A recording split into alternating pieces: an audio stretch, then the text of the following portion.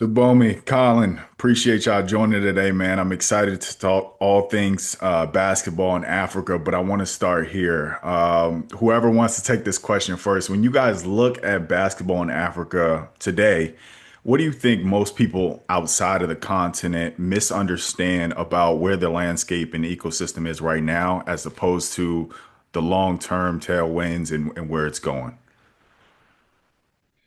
Yeah, sure. I can jump in. Appreciate it, Malcolm, and excited to be talking about this. We're always excited to talk about it, basketball in Africa, of course. Um, yeah, look, the discussion is often about, I think, first and foremost, is about talent, right? You know, it always kind of goes to talent. And I think that's absolutely true and valid. But there's also like this whole other side to it, the incredible growth of the sport on the continent and what's happening here in Africa. And that's super exciting. I mean, when we talk about like, what's happening in the ecosystem here in Nairobi, for example, the sport's just taking off in an incredible way. Huge fan engagement. Uh, the amount of kids going into basketball is growing rapidly, and you see this kind of growth of the excitement here on the continent with BAL too, and the NBA investment on the continent. So I think that's, historically it's all about like the African players coming from Africa into like, another market in the US or Europe or whatever. But there's a whole nother side of it, which is what's happening here in Africa. Hmm. So, Bomi, can kind of talk about it from an investor standpoint and how you guys are involved with Twin Day Sports and Nairobi City Thunder. Yeah, sure. So thanks a lot for having us on here, Malcolm. So I'm a director at Chiron Sports Group, leading the emerging markets coverage. And Chiron is one of the leading growth equity investors in sports, media, and entertainment. I'm sure you probably may have seen some of our strategies around Legacy 25 and the World Fencing League. But I think from an investor's point of view, I think the key thing is basically trying to take people away from the lens of looking at Africa as an extractive would I say destination, and more around seeing how we can invest to kind of develop and retain talent, as Colin rightly said, on the continent. I think you could probably see that over the period in time. There's a lot of focus on what we call white space and the more emerging and disruptive leagues, which kind of solves for some of the problems that investors have kind of highlighted over the period in terms of investing in the asset class in Africa. And I think that's kind of where we look at basketball as one of those key frontiers, and more importantly, looking for teams with operational excellence that kind of fit the bill that investors are looking for. And I think that's where the tie up with NCT came from, and how we were introduced to Colin as some of the people pushing the envelope on that front. Hmm.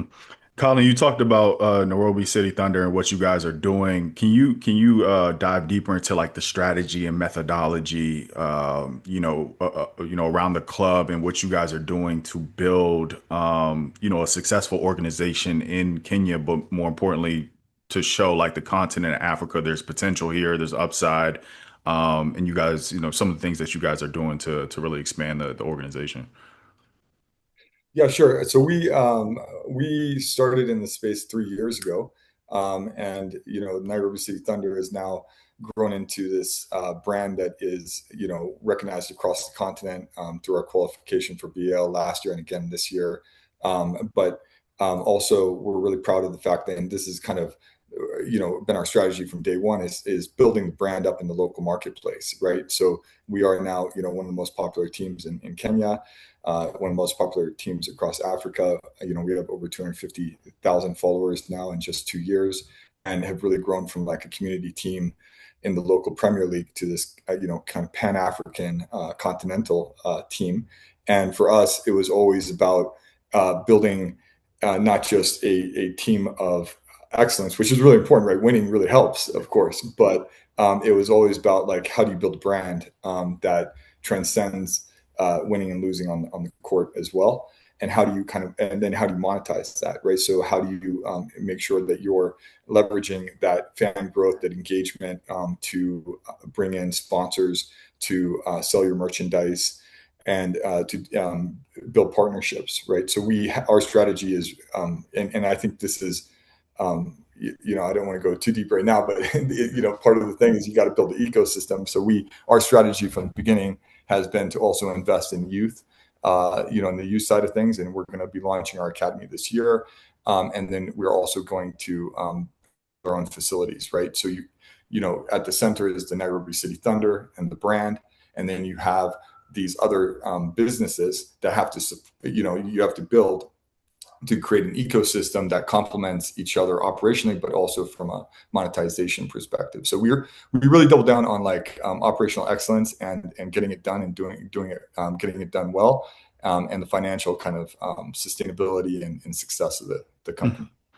How important is like storytelling around the athletes for you guys at this point in time? Because obviously, you look at the NBA, for example, like a lot of the reason fans love the game and the environment is the players' stories, where they come from, the trials and tribulations they had to go through to get to the point where they're at. So is that something you guys are thinking about, putting the players at the front of the organization and making them kind of the face? Yeah, for sure. I mean, our athletes have become, I would say, celebrities, right, in the local market, and some of them already were, but they've become much bigger celebrities, and they're ambassadors for our brand. Absolutely, you have to the player. We've been very player centric from the beginning. Making sure that our players are taken care of right from day one, and that's how you build for us a long term club of success, because then the players, not only do you have the retention, but you also have the attraction, right, to other talent that comes. And we've been able to attract some of the best, well, I would say the best players in the world, the best Kenyan players in the world to our team. So we have players like Tyler Ongwe, who is playing in Germany, Albert Odera, who was in the U.S., and then we have, Eugene Odera as well. So, some of these guys are basically have grown into celebrities, right, in the local market. And we are working with them to build their, capability with social media and building out their own brands, right? Because their brand growth is really important for our brand growth, of course. And they're the ones that are repping with the sponsors. They're the ones that are out there speaking for the team often, and they've become incredible spokespeople, right? I mean, it's incredible to watch like someone like Derek Okechi, who you see him on talk shows a lot, and he's just so articulate and so great at kind of expressing the not just the strategy and how we're approaching things, but kind of the vision and the excitement of what basketball could bring to the next generation. Yeah, for sure. And Subomi, for you guys, obviously you're a global investment firm. You guys are invested across a lot of different sports and opportunities throughout the world. What do you think investors should understand about Africa as a sports investment ecosystem, as opposed to maybe looking at a deal here in the U.S.? So I think that's a good question, Malcolm. I think it's around the potential for building, what do I say, teams and infrastructure from scratch, right? So like you look at the US, and the US is way advanced in terms of, what do I say, player pathways, in terms of infrastructure, in terms of the ecosystem that currently exists. Whereas in Africa, there's a whole upside, which is basically creates, what I say, a gap for early movers to kind of shape the markets. But then also with that comes risks. And what I try to say, and when I speak to different properties and assets, is that when you look at businesses and properties in Africa, you think about this more from a VC or venture capital mindset, as opposed to private equity, where you're kind of looking for a short-term flip. I mean, these are assets that need a bit of work, and will take a long time before they become profitable. But I think they will serve as a foundation as GDP on the continent grows, as youth populations continue to urbanize, and people just generally become a lot more wealthier, and that kind of develops. But then I think another thing to add is you don't have a developed M&A market yet in Africa. So when I've been on certain calls, where diligence calls with different investors, where people are asking the question of, oh, when are you going to hit profitability? What are your return profile like, etc. And I think you're asking the wrong questions. I think you're looking for people who are trying to create value, but also building operational excellence. And I say, and I think I can't stress the word or the expression a lot more than that. That operational excellence is a key thing, and also trying to build brand equity, as Colin mentioned. I think one of the biggest things about Nairobi City Thunders, if I can toot your own horn, Colin, on this is that it's a huge brand. They've gone brand first, right? You go into Kenya, everyone pretty much knows what this brand is. I was saying earlier that I was in Rabat for the AFCON and for a conference, and I was wearing my Nairobi City Thunders hoodie, and someone just walked past. And I was like, "Ah, Thunder," and a whole conversation then kicked off the back of that. So I think as that goes, where they work with operational excellence, continue to build the brand equity, I think eventually you start to attract the right stakeholders, be it on the media side, other investors, conglomerates, etc., who want to look at this seriously as an asset class. Yeah, 100%. I love that. And I want to shift and talk about the BAL because obviously we're seeing a lot of interest, the NBA's involvement in the continent of Africa, looking at this franchise model. But more specifically, when you look through the lens of the athletes and celebrities that are now getting involved and seeing the potential, how important do you think that is from a capital standpoint, but also a visibility standpoint and bring attention around basketball in Africa globally? Yeah, I mean, I'll just say quickly that I think it's really, but Shibomi will have more insights on this. I think Yeah. it is really important, obviously, um, but people also need to put their money where their mouth is, right? Yeah. And they need to invest because it's one thing to endorse something, but obviously, you have to also put the capital in to show that you really believe in it. Yeah. Yeah, I agree with that, Colin. I think yeah, you definitely got to put your money where your mouth is. But I think visibility is valuable, but it's also ephemeral, right? Like you can take a photo up here today, take a picture, be on a billboard, but that only really lasts in people's minds for a short-term period of time. I think when you look at, if I take a step back and look at what other athletes have done in the space on the continent, the likes of Luo Deng, Dikembe Mutombo, rest in peace. They're not just endorsing or being posting on their Instagram about how great basketball in Africa is. These guys are actually leveraging the networks. They're trying to advise on operations. They're providing market validation that the global, when I say investor universe, kind of needs to validate investing or the growth of basketball. I think it's ideal that celebrities bring financial commitment, strategic value, and authentic connection to Africa. I think the trifecta of that three is what is kind of most powerful in terms of, I guess, creating or catalyzing the growth in the sports on the continent. hmm and looking at the BAL or even just basketball in Africa in general, what do you guys feel like is the biggest bottleneck or hurdle to, seeing this opportunity scale and it actually being a stable infrastructure for the next 50 plus years? I mean, there's a couple big hurdles that are going to need to be addressed, but I don't think they're insurmountable at all. Like I think it's actually kind of it's exciting. It's things that, like for example, one of them is going to be infrastructure, right?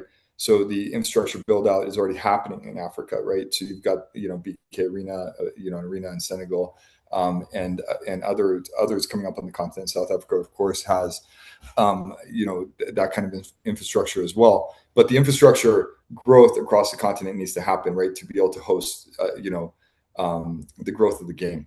And then there's intercontinental travel is difficult as well. So it's expensive, it's inconvenient, and so that hurdle also needs to be figured out and addressed. Not just for teams to go play each other, but fans to follow the teams around the continent. And then finally, and Shibomi will know more about this or have more insights on the kind of media side of things. But that is also, it's one thing to in a homogenous economy like China or India or the U.S. to launch a new league or grow a sport, but that's more complicated across 54 countries. Mhm. Yeah, yeah, and I think the last piece is capital. I think access to capital is kind of one of the toughest things. Again, over the last 12 months, there have been a number, as you see, allocation of capital kind of being redirected to sports more globally. From an African perspective, it's a lot slower than you would expect it to be for obvious reasons. However, you are starting to see a lot more private sector individuals starting to take the steps where needed And I think largely focused around the infrastructure point. I think a lot of them see that as, I wouldn't necessarily say the lowest hanging fruit. I'd probably say it's probably the most one of the most needed tenants for the development of the sports across the continent, and not only from private sector. I think also partnership with governments. I mean, if you look at like the US or the UK, or other parts of the world, they have models where they're sort of public-private partnerships where the government is kind of footing a significant part of some of these infrastructure developments, etc., which kind of help enable the sports in those different countries. Yeah, but I just want to jump in on that too. It's like, I've been here for 12 years, living in Kenya, based in Kenya, but also engaged with basketball across the continent intently over the last 5 years in particular. And it's just incredible how fast things are growing with basketball, and the infrastructure coming up really quickly in different markets. And it's interesting, like the BK Arena, for example. It was built in like I think 9 months, less than a year, right? Yeah. And that's $100 million, 11,000 seater premium, arena. And so when we talk about those challenges, some of them are could really be overcome quickly in a short amount of time, right? And that's what to me is exciting, because this even in the last 5 years, I've seen such a growth. And then when you think about where this could go with the right kind of capital investments in the right places with the right partners, this thing is going to change, very rapidly. Yeah, for sure. No, appreciate that insight, Colin. If another operator or executive from let's say another team in Africa was listening to this, and you had to give them one piece of advice surrounding building a successful club, monetizing it, but maintaining that cultural connection and trust within the community, what would you tell them about how to do that successfully? I've been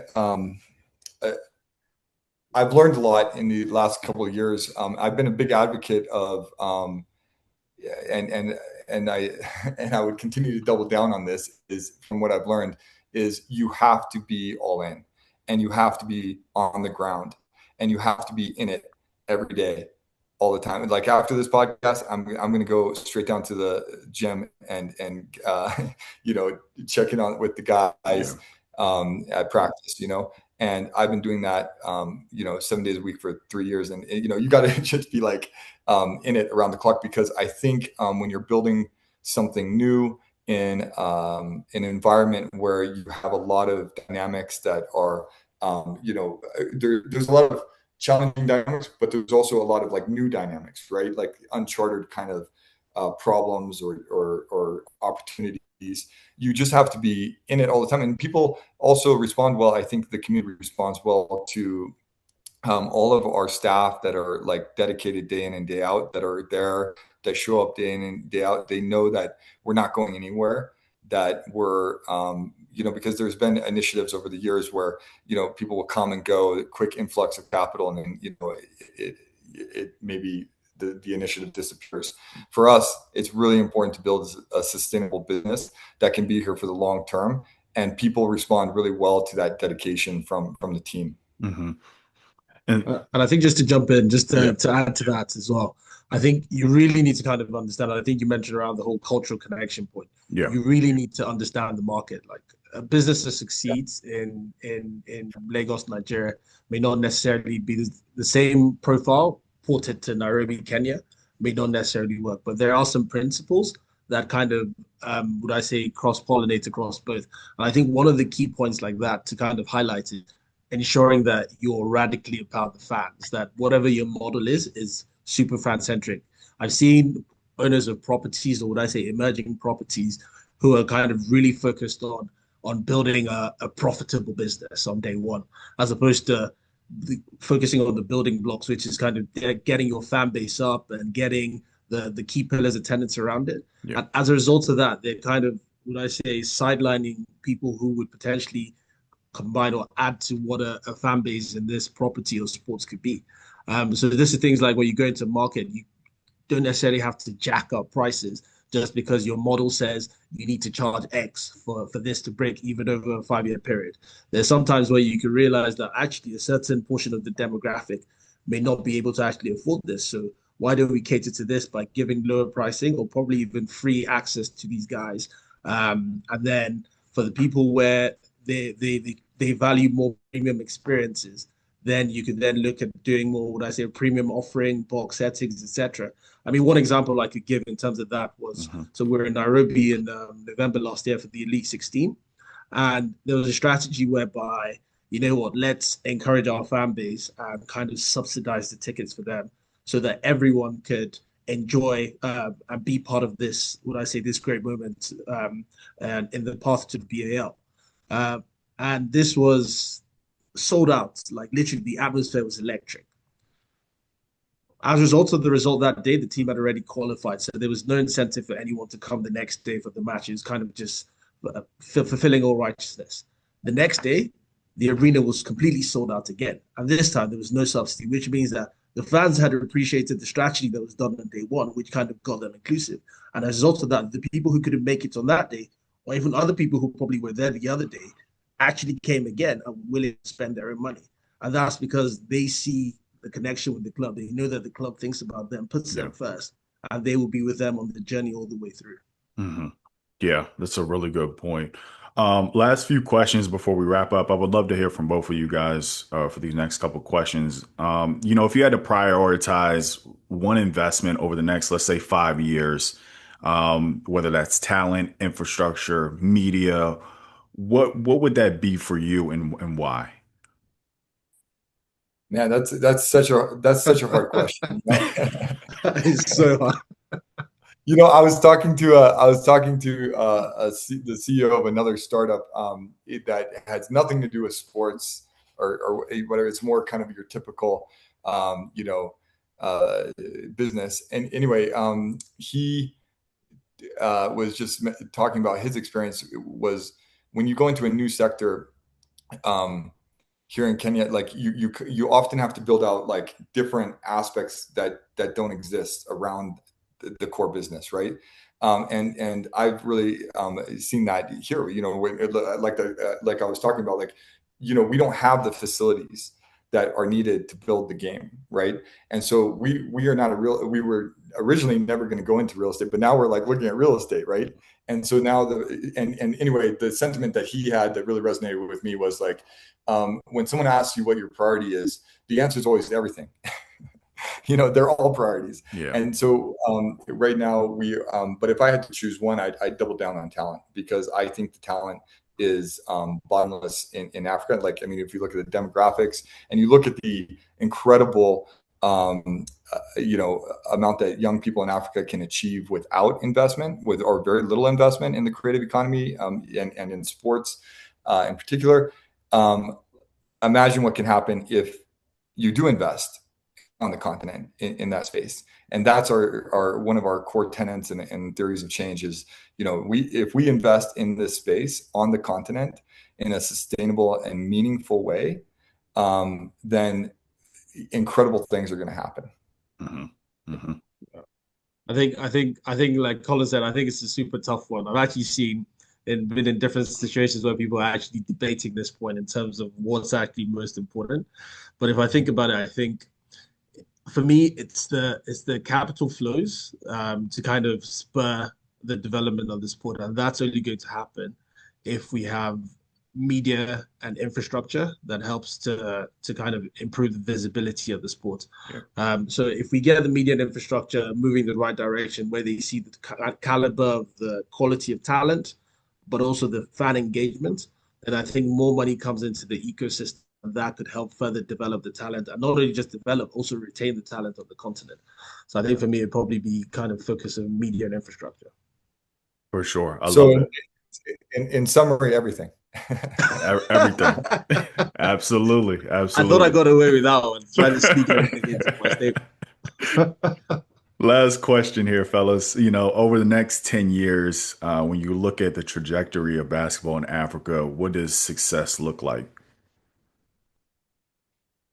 Yeah, another tough one. I think success looks like the the game is thriving here on the continent on its own, right? It's not like we started this conversation. It's not about African talent leaving Africa to go into other markets. It's about talent from other markets coming to Africa to play here and grow the game on the continent, because I think that's where the biggest upside is. I think it's not just about obviously the players are at the center, but it's also about the fans and the fans that are going to be able to really engage with the game and enjoy the game in person here on the continent. We're already seeing it happen, and I think in 10 years you're going to see it at a very premium level and at a level where it is generating serious dividends that allow it to be sustainable long term. Mm-hmm. Yeah. I think for me it's three things. I think economic viability, talent retention, and cultural ownership. I think the kind of intersection of those three things, I think, is what a recipe of success for African basketball looks like. I think it also kind of summarizes everything that Colin said as well. Absolutely. Incredible, fellas. Last but not least, can you let people know where they can learn more about both of your companies, what you guys are doing, and follow for more information?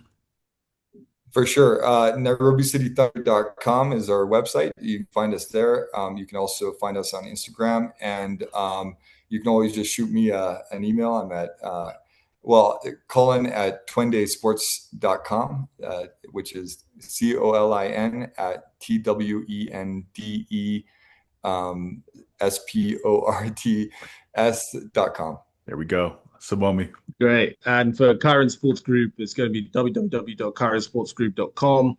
You find the website, find us on LinkedIn. And I'm sure you probably see us referenced in the number of media outlets and articles over the last few months. But yeah, feel free to reach out if any questions. Always happy to talk sports in Africa more generally. Yes, sir. Thank you, fellas. Appreciate the time. Thank you, Malcolm. Cheers, Appreciate Malcolm. it. Thanks a lot. Cheers.